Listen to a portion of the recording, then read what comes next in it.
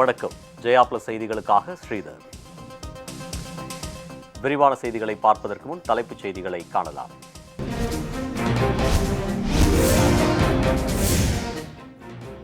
தமிழகத்தில் இன்று தளர்வில்லாத முழு ஊரடங்கு. ஊரடங்குக்கு எதிராக சென்னை உயர்நீதிமன்றத்தில் வழக்கு.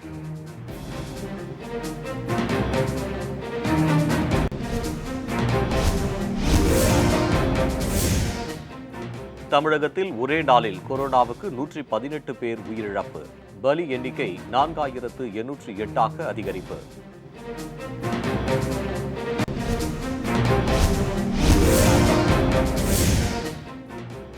சென்னையில் 2வது நாளாக குறையும் கொரோனா தொற்று.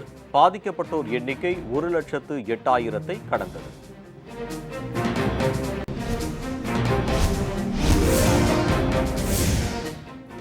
பழனி சட்டமன்ற தொகுதி திமுக எம்எல்ஏ ஐபி செந்தில்குமாருக்கு கொரோனா தொற்று. மனைவிக்கும் தொற்று உறுதியானதால் மருத்துவமனையில் அனுமதி.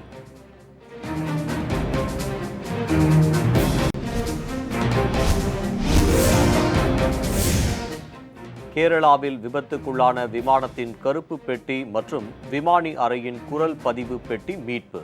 டெல்லி கொண்டு சென்று ஆய்வு செய்ய திட்டம்.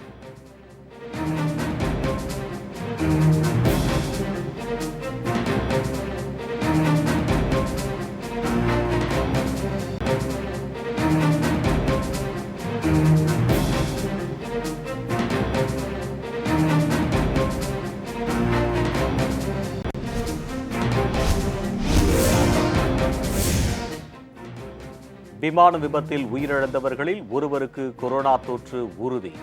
மீட்பு பணியில் ஈடுபட்ட அனைவருக்கும் பரிசோதனை.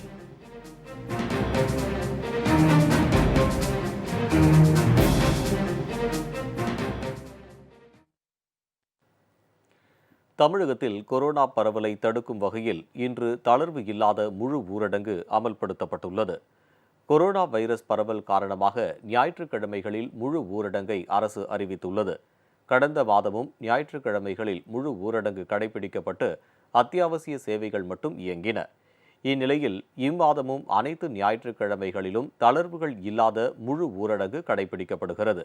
அதன்படி இம்மாதத்தின் 2வது ஞாயிற்றுக்கிழமையான இன்று தளர்வுகள் இன்றி முழு ஊரடங்கு கடைபிடிக்கப்படுகிறது. பால் மற்றும் மருந்து கடைகளுக்கு மட்டும் அனுமதி வழங்கப்பட்டுள்ளது. இதனிடையே இம்மாதத்தில் அனைத்து ஞாயிற்றுக்கிழமைகளிலும் தளர்வு இல்லா முழு ஊரடங்கு அமல்படுத்தப்படுவதற்கு எதிராக சென்னை உயர்நீதிமன்றத்தில் வழக்கு தொடரப்பட்டுள்ளது. இந்த மனு விரைவில் விசாரணைக்கு வரும் என தெரிகிறது.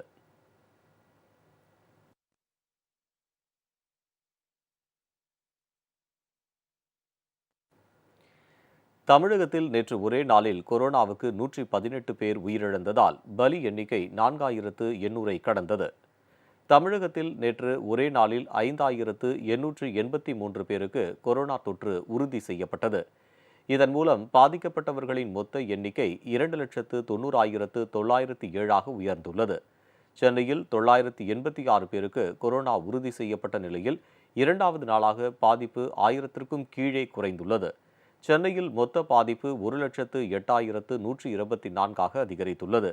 நேற்று மட்டும் 5,043 பேர் சிகிச்சை முடிந்து வீடு திரும்பியுள்ளனர். இதனையடுத்து குணமடைந்தவர்களின் எண்ணிக்கை 2,32,618 உயர்ந்துள்ளது. தமிழகத்தில் நேற்று ஒரே நாளில் கொரோனாவுக்கு 118 பேர் உயிரிழந்தனர். இதனைத் தொடர்ந்து பலி எண்ணிக்கை 4,808 அதிகரித்துள்ளது.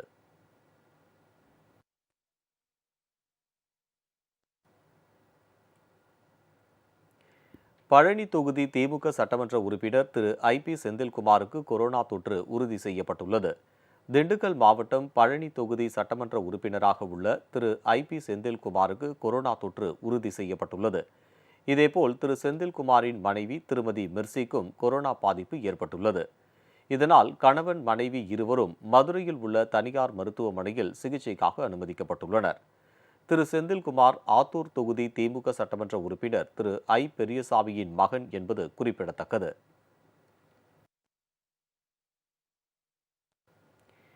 கேரளாவில் விபத்துக்குள்ளான விமானத்தின் கருப்பு பெட்டி கண்டுபிடிக்கப்பட்டுள்ளது. கருப்பு பெட்டி கண்டுபிடிக்கப்பட்டதன் மூலம் விபத்து ஏற்பட்டதற்கான காரணம் கண்டறிய வாய்ப்பு உள்ளது. வந்தே பாரத் திட்டத்தின் கீழ் துபாயில் இருந்து கேரள மாநிலம் கோழிக்கோடு கரிப்பூர் விமான நிலையத்திற்கு நேற்று முன்தினம் ஏர் இந்தியாவின் IX1344 விமானம் வந்தது. அந்த விமானத்தில் 10 குழந்தைகள், 2 விமானிகள், 5 பணிப்பெண்கள் உட்பட மொத்தம் 191 பேர் பயணம் செய்தனர்.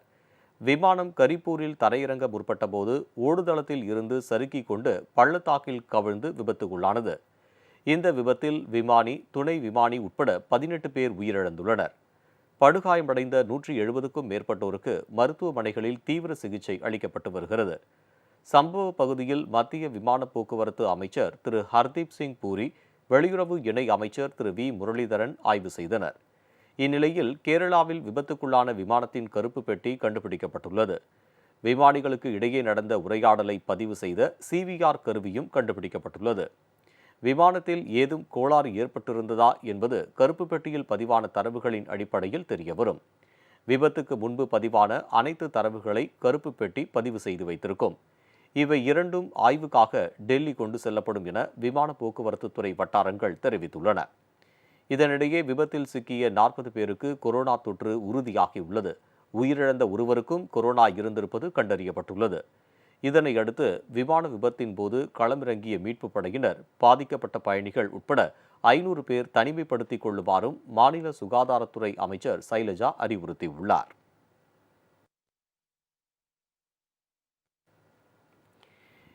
கேரள விமான விபத்தில் உயிரிழந்தவர்களின் குடும்பங்களுக்கு மத்திய அரசை தொடர்ந்து மாநில அரசும் 10 லட்சம் ரூபாய் நிவாரணம் வழங்கப்படும் என அறிவித்துள்ளது. கேரள விமான விபத்தில் உயிரிழந்தோர் எண்ணிக்கை தற்போது 18ஆக உயர்ந்துள்ள நிலையில் மீட்கப்பட்ட உடல்கள் உறவினர்களிடம் ஒப்படைக்கப்பட்டு வருகின்றன. விபத்தில் உயிரிழந்தோரின் குடும்பங்களுக்கு இடைக்கால நிவாரணமாக தலா 10 லட்சம் ரூபாய் வழங்கப்படும் என மத்திய விமான போக்குவரத்து துறை அமைச்சர் திரு ஹர்தீப் சிங் பூரி தெரிவித்துள்ளார். இதேபோல் பலத்த காயமடைந்தவர்களுக்கு 2 லட்சம் ரூபாயும், லேசான காயமடைந்தவர்களுக்கு தலா 50,000 ரூபாயும் வழங்கப்படும் என்றும் அறிவிக்கப்பட்டுள்ளது. இந்நிலையில் தற்போது கேரள அரசும் உயிரிழந்தோரின் குடும்பங்களுக்கு 10 லட்சம் ரூபாய் நிவாரணம் வழங்கப்படும் என அறிவித்துள்ளது. அது மட்டுமின்றி விபத்தில் காயமடைந்த அனைவருக்கும் சிகிச்சைக்கான செலவுகளை அரசே ஏற்கும் என்றும் முதலமைச்சர் திரு பினராயி விஜயன் தெரிவித்துள்ளார்.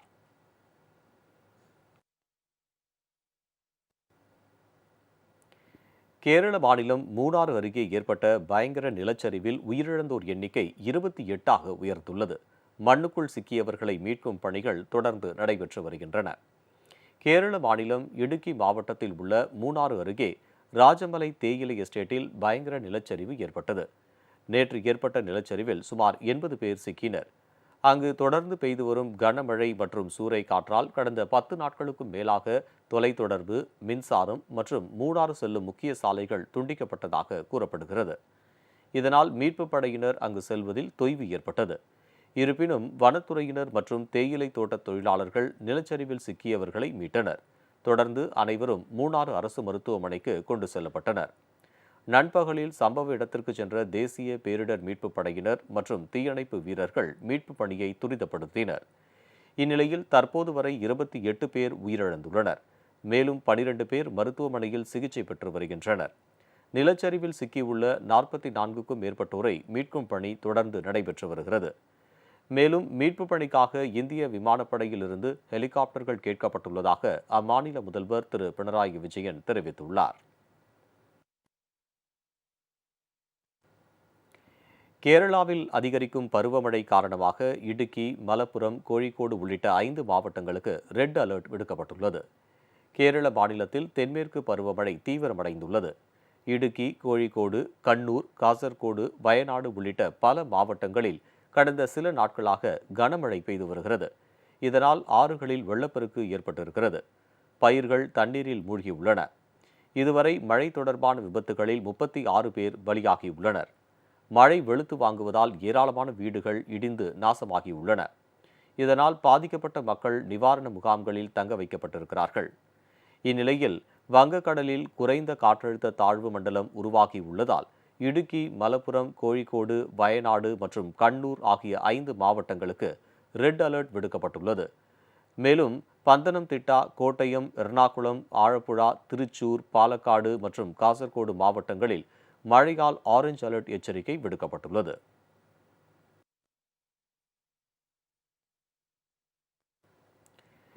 கர்நாடக மாநிலத்தில் பெய்து வரும் தொடர் மழையால் அணையிலிருந்து வெளியேற்றப்படும் நீரின் அளவு அதிகரிக்கப்பட்டுள்ளது. கர்நாடக மாநிலத்தின் நீர்பிடிப்பு பகுதிகளில் கனமழை பெய்து வருவதால் முக்கிய அணைகளில் நீர்வரத்து அதிகரித்துள்ளது. KRS மற்றும் கபினி உள்ளிட்ட முக்கிய அணைகள் வேகமாக நிரம்பி வருவதால் வெளியேற்றப்படும் நீரின் அளவு அதிகரிக்கப்பட்டுள்ளது.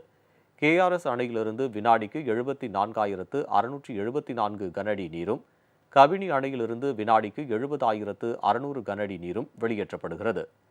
ஹேரங்கி அணையிலிருந்து 8,700 கனஅடி நீர் வெளியேற்றப்படுகிறது.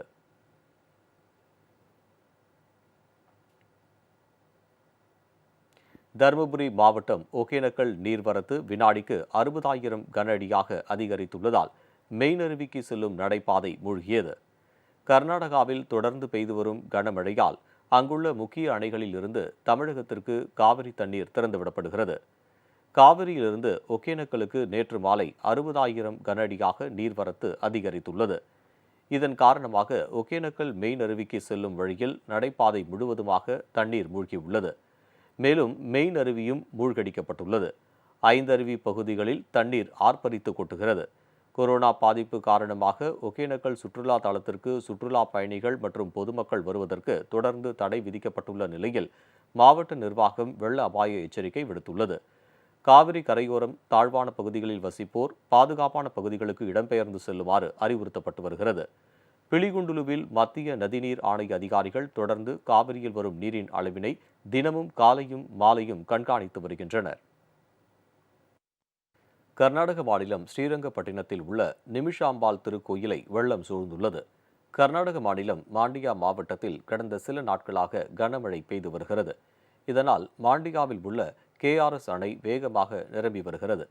இந்நிலையில் அணையிலிருந்து அதிகப்படியான நீர் வெளியேற்றப்படுவதால் ஸ்ரீரங்கப்பட்டினத்தில் காவிரி கரையோரத்தில் அமைந்துள்ள பிரசித்தி பெற்ற நிமிஷாம்பாள் திருக்கோயிலை வெள்ள நீர் சூழ்ந்துள்ளது. இதனால் பக்தர்கள் கோவிலுக்கு செல்ல முடியாமலும் அங்குள்ளவர்கள் வெளியேற முடியாமலும் தவித்தனர்.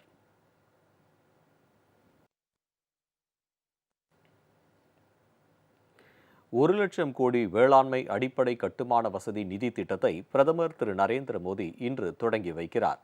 வேளாண்மை துறையில் விவசாயிகளுக்கு உதவும் வகையில் அடிப்படை கட்டுமான வசதிகளை மேம்படுத்துவதற்காக ₹1,00,000 கோடி மதிப்பிலான நிதி திட்டத்தை நிறைவேற்ற மத்திய அமைச்சரவை ஏற்கனவே ஒப்புதல் அளித்துள்ளது. இந்த திட்டத்தை பிரதமர் திரு நரேந்திர மோடி இன்று காணொலி காட்சி மூலம் தொடங்கி வைக்கிறார். அப்போது பிரதமர் விவசாயிகள் திட்டத்தின் கீழ் 6வது தவணையாக 8,5 கோடி விவசாயிகளுக்கு ₹17,000 கோடி வழங்கவும் பணியையும் அவர் தொடங்கி வைக்கிறார். மத்திய வேளாண்மை துறை அமைச்சர் திரு நரேந்திர தோமர் விழாவில் கலந்து கொள்கிறார்.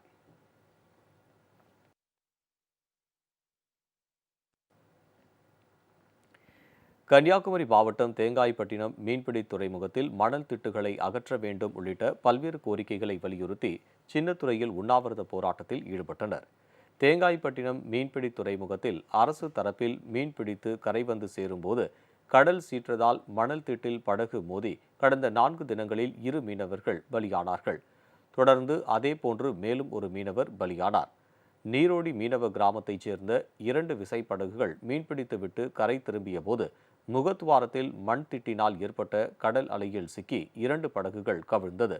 இதில் கடலில் தத்தளித்த 10 மீனவர்களை சக மீனவர்கள் மீட்டனர். சிறு காயங்களோடு அவர்கள் சிகிச்சை பெற்று வருகின்றனர். ஒரே வாரத்தில் 3 மீனவர்களை தொடர்ந்து பலியாக காரணமான அடக்குமுறையை கண்டித்து சின்னத்துறை மீனவ கிராமத்தில் மீனவர்கள் காலவரையற்ற உண்ணாவிரத போராட்டத்தில் ஈடுபட்டனர்.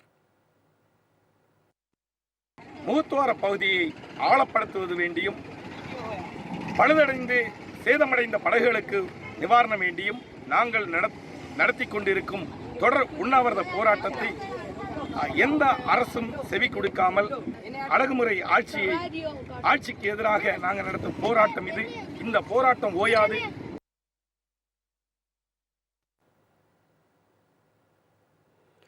தென்மேற்கு பருவமழை காரணமாக சென்னை உள்ளிட்ட தமிழகத்தில் பல்வேறு மாவட்டங்களில் இடி மின்னலுடன் கூடிய பலத்த மழை பெய்தது. செங்கல்பட்டு மாவட்டத்தில் தாம்பரம், பெருங்களத்தூர், வண்டலூர், சேலையூர், குரோம்பேட்டை, பல்லாவரம், பம்மல், ஆலந்தூர், நங்கநல்லூர், சோழிங்கநல்லூர் உள்ளிட்ட பகுதிகளில் இடியுடன் கூடிய பலத்த மழை பெய்தது. இதனால் சாலைகளில் மழைநீர் பெருக்கெடுத்து ஓடியது. சென்னை புறநகர் பகுதிகளான பூந்தமல்லி, போரூர், வளசரவாக்கம், வானகரம், மதுரவாயல், அம்பத்தூர், ஆவடி, புழல், மாதவரம் உள்ளிட்ட பல பகுதிகளில் இடி மின்னலுடன் கூடிய மழை பெய்தது. கடலூர் மாவட்டம் வடலூர், குறிஞ்சிப்பாடி, நெய்வேலி, விருத்தாச்சலம், திட்டக்குடி உள்ளிட்ட பல்வேறு பகுதிகளில் இடி மின்னலுடன் கூடிய மிதமான மழை பெய்தது. நாகை மாவட்டத்தில் மயிலாடுதுறை, திரு இந்தளூர், செம்பனார் கோவில், சீர்காழி, வழுவூர், எலந்தங்குடி உள்ளிட்ட பகுதிகளில் மழை வெளுத்து வாங்கியது. இரவு பெய்த மழையால் சாலையோரங்களில் மழை நீர் வெள்ளம் போல் பெருக்கெடுத்து ஓடியது. கும்பகோணம், பாபநாசம், திருவிடைமருதூர் மற்றும் திருப்பனந்தாள் உள்ளிட்ட பகுதிகளில் இரவு இடி மின்னலுடன் நல்ல மழை பெய்தது. தற்போது பெய்து வரும் மழை குறுவை நெல் சாகுபடிக்கு ஏற்றதாக அமைந்துள்ளது.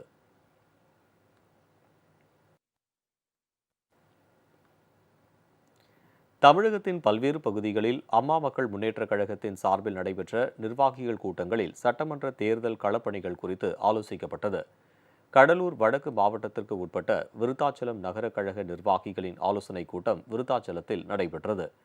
கடலூர் வடக்கு மாவட்ட கழக செயலாளர் திரு அக்ரி பி முருகேசன், கழக அமைப்பு செயலாளரும் மாவட்ட கழக பொறுப்பாளருமான திரு KSK பாலமுருகன் உள்ளிட்டோர் இதில் கலந்து கொண்டனர். திருச்சி தெற்கு மாவட்ட கழகம் சார்பில் முசிறியில் மாவட்ட ஒன்றிய கழக நிர்வாகிகளின் ஆலோசனைக் கூட்டம் நடைபெற்றது. தெற்கு மாவட்ட கழக செயலாளர் திரு M ராஜசேகரன் தலைமையில் நடைபெற்ற இந்த கூட்டத்தில் சட்டமன்ற தேர்தலில் கழகம் சார்பில் அறிவிக்கப்படும் வேட்பாளர்களின் வெற்றிக்கு பாடுபடுவது உள்ளிட்ட தீர்மானங்கள் நிறைவேற்றப்பட்டது. இதில் கழக நிர்வாகிகள் பலர் கலந்து கொண்டனர். கன்னியாகுமரி மாவட்டம் நாகர்கோவில் பார்வதிபுரத்தில் மாநகர அமமுக மேற்கு கழக கிளை அலுவலகத்தை கிழக்கு மாவட்ட செயலாளர் திரு P செந்தில் முருகன் திறந்து வைத்தார். அப்போது மாற்றுக் கட்சிகளைச் சேர்ந்த பலர் கழகத்தில் தங்களை இணைத்துக் கொண்டனர். கிழக்கு மாவட்ட இணைச் செயலாளர் திருமதி அம்மு ஆண்ட்ரோ உள்ளிட்டோர் கலந்து கொண்டனர். தூத்துக்குடி தெற்கு மாவட்டம் சிறுவைகுண்டம் ஒன்றியம் சார்பில் கழக நிர்வாகிகளின் ஆலோசனைக் கூட்டம் ஆழ்வார்தோப்பில் நடைபெற்றது. தெற்கு மாவட்ட செயலாளர் திரு புவனேஸ்வரன் தலைமையில் நடைபெற்ற இந்த கூட்டத்தில் ஊராட்சி மற்றும் ஊராட்சி செயலாளர்கள், பேரூராட்சி வார்டு செயலாளர்கள் கலந்து கொண்டனர். நாகை வடக்கு மாவட்டம் மயிலாடுதுறை நகர கழக சார்பில் மாற்றுக் கட்சியினர் கழகத்தில் இணையும் நிகழ்ச்சி மாவட்ட கழக செயலாளர் S செந்தமிழன் தலைமையில் நடைபெற்றது. இந்த நிகழ்ச்சியில் ஏராளமான இளைஞர்கள் தங்களை கழகத்தில் இணைத்துக் கொண்டனர்.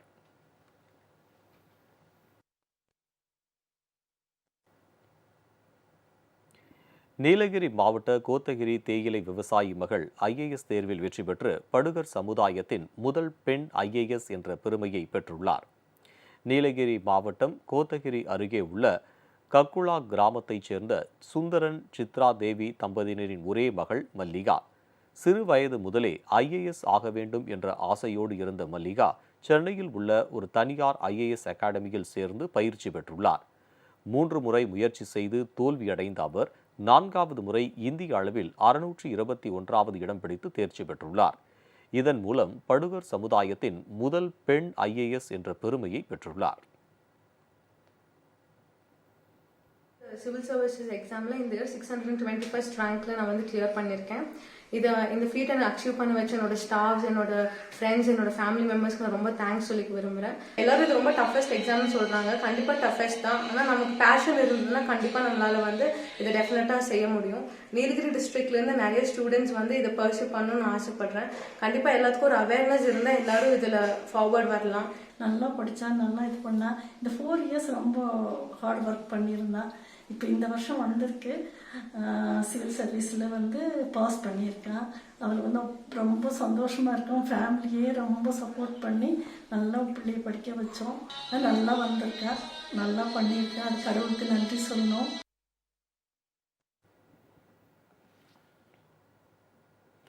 தஞ்சை ராசா மிராசுதார் மருத்துவமனையில் மருத்துவ உபகரணங்கள் வாங்குவதற்காக நடிகை ஜோதிகா 25 லட்சம் ரூபாய் நிதியுதவி வழங்கினார். தஞ்சை ராசா மிராசுதார் மருத்துவமனையில் உள்ள கண் மருத்துவமனை உருவாக்கி 100 ஆண்டுகள் நிறைவடைவதை கொண்டாடும் வகையில் 100ஆண்டு வளைவு திறந்து வைக்கப்பட்டது. இந்நிலையில் அகரம் அறக்கட்டளை மூலம் நடிகை ஜோதிகா 25 லட்சம் ரூபாய் மதிப்புள்ள மருத்துவ உபகரணங்கள் மற்றும் புனரமைப்பு பணிகளுக்கான நிதியை அவரது சார்பில் சுகாதார அமைச்சர் திரு விஜயபாஸ்கரிடம் திரைப்பட இயக்குனர் திரு சரவணன் வழங்கினார். சசிகுமார் ஜோதிகா நடிக்கிற படத்தோட ஷூட்டிங்காக தஞ்சாவூர் வந்திருந்தாங்க ஜோதிகா மேடம். அப்போ நம்ம தஞ்சாவூர் ராஜா மிராசுதார் மருத்துவமனையில் ஷூட்டிங் நடந்துச்சு. ஷூட்டிங்காக வந்தப்போ அங்கே வந்து அந்த தாய்மார்கள் குழந்தைய வச்சுக்கிட்டு பட்ட கஷ்டம் அது எல்லாத்தையும் நேரில் அவங்க பார்க்குறதுக்கான அனுபவம் அவங்களுக்கு கிடச்சிச்சு. அதுக்கு அப்பாற்பட்டு அந்த நேரத்தில் வந்து எல்லார்ட்டையும் பேசினாங்க, அந்த மருத்துவ கட்டமைப்புகளை பார்த்தாங்க. இந்த ஹாஸ்பிட்டலுக்கு அதாவது தஞ்சாவூர் மாவட்டம் மட்டும் இல்லாமல் ஒருங்கிணைந்த டெல்டா மாவட்டங்களுக்கே மிகப்பெரிய நம்பிக்கையாக இருக்கிற, ஒட்டுமொத்த தாய்மார்களுக்கு பெரிய அரணாக இருக்கிற இந்த மருத்துவமனைக்கு என்னென்ன தேவைன்னு அங்கேயே அப்போவே கேட்டாங்க. அதைத்தான் இப்போ வந்து அவங்க வந்து ஒரு 25 லட்ச ரூபா நிதி ஒதுக்கி செஞ்சு கொடுத்துருக்குறாங்க.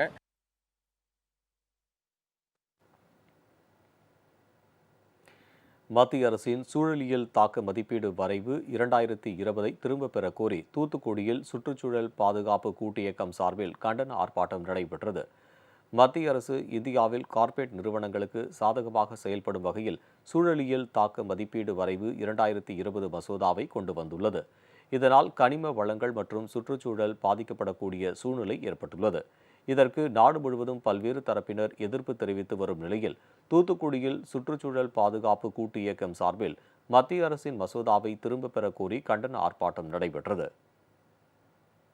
இப்ப இந்த சட்டம் வறுமையானால் அனுமதி தேவையில்லை.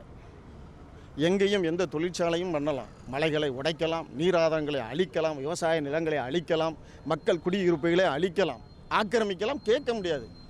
ஒரு திட்டம் வந்து பண்ணினாங்கன்னா அதுக்கு மக்களிடம் கருத்து கேட்பாங்க. இந்த கருத்து கேட்பு இருக்காது.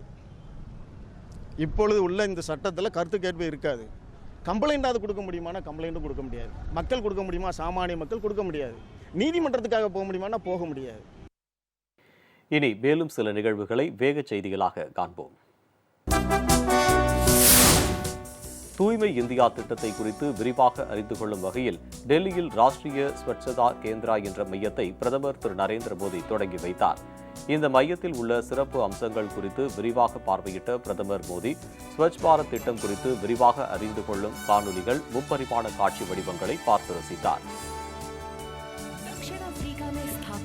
टॉय फार्म समुदाय और उसके बाद अहमदाबाद के साबरमती आश्रम में गांधी जी तथा हर कोई बिना अपवाद के या इस आशा के कि अन्य कोई ये अस्वच्छ कार्य करेगा, स्वयं बारी बारी से सफाई का काम करते थे। अधिकांश भारतीय जिस प्रकार से अस्वच्छ माहौल में रहते थे उससे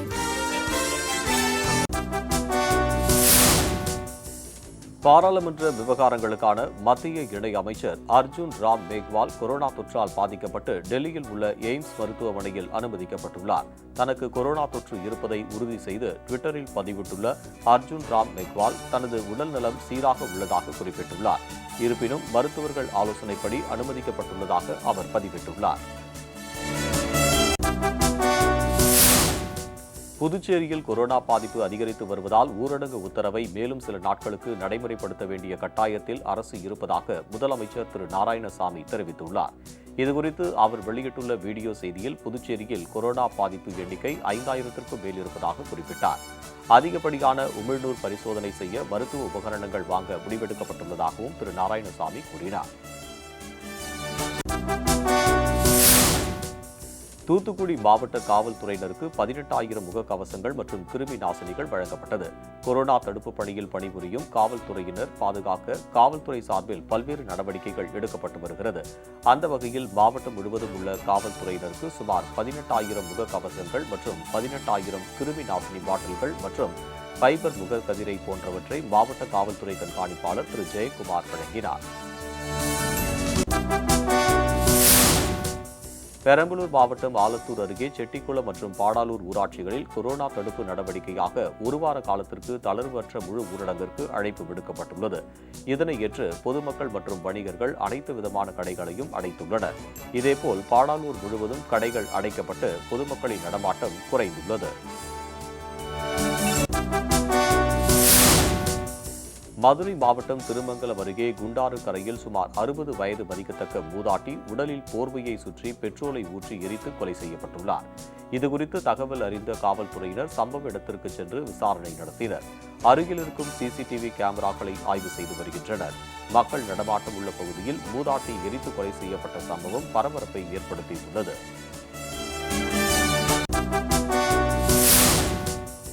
நாகை மாவட்டத்தில் கொள்முதல் செய்யப்பட்ட 1000 மெட்ரிக் டன் நெல் மூட்டைகள் ரயில் மூலம் மதுரை மாவட்டம் கூடல் நகருக்கு அனுப்பி வைக்கப்பட்டது.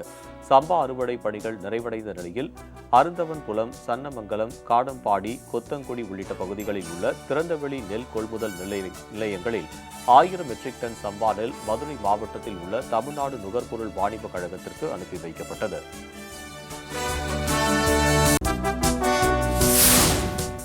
அனகாபுத்தூரில் ஏடிஎம்மில் பணம் எடுத்துச் சென்ற பெண்ணிடம் இருசக்கர வாகனத்தில் வந்த மர்ம நபர்கள் 10,000 ரூபாய் பறித்துச் சென்ற சம்பவம் பரபரப்பை ஏற்படுத்தியது. அனகாபுத்தூர் குளக்கரை தெருவைச் சேர்ந்த ஜெயக்குமார் என்பவரின் மனைவி ஜெயந்தி அதே பகுதியில் உள்ள ஏடிஎம் மையத்தில் 10,000 ரூபாயை எடுத்து தனது கைப்பையில் வைத்துக் கொண்டு வீட்டிற்கு நடந்து சென்று கொண்டிருந்தார். அப்போது ஜெயந்தி ஏடிஎம்மில் பணம் எடுத்து வந்ததை பார்த்த 3 பேர் கொண்ட நபர்கள் இருசக்கர வாகனத்தில் வந்து பணப்பையை பறித்துக் கொண்டு அவரை கீழே தள்ளிவிட்டு தப்பிச் சென்றுள்ளனர். இதுகுறித்த புகாரின் பேரில் போலீசார் மர்ம நபர்களை தீவிரமாக தேடி வருகின்றனர். கன்னியாகுமரி மாவட்டம் நாகர்கோவில் அருகே 14 வயது சிறுமியை பாலியல் வன்கொடுமை செய்ததாக கட்டுமான தொழிலாளி போக்சோ சட்டத்தின் கீழ் கைது செய்யப்பட்டார். நாகர்கோவில் அருகே திருப்பதி சாரத்தைச் சேர்ந்த ஜான் என்பவர் ஆடு மேய்க்கச் சென்ற அதே பகுதியைச் சேர்ந்த 14 வயது சிறுமியை பாலியல் வன்கொடுமை செய்ததாக கூறப்படுகிறது. இதனையடுத்து சிறுமியின் தாய் அளித்த புகாரின் பேரில் நாகர்கோவில் அனைத்து மகளிர் காவல்துறையினர் வழக்கு பதிவு செய்து ஜானை போக்சோ சட்டத்தின் கீழ் கைது செய்து சிறையில் அடைத்தனர்.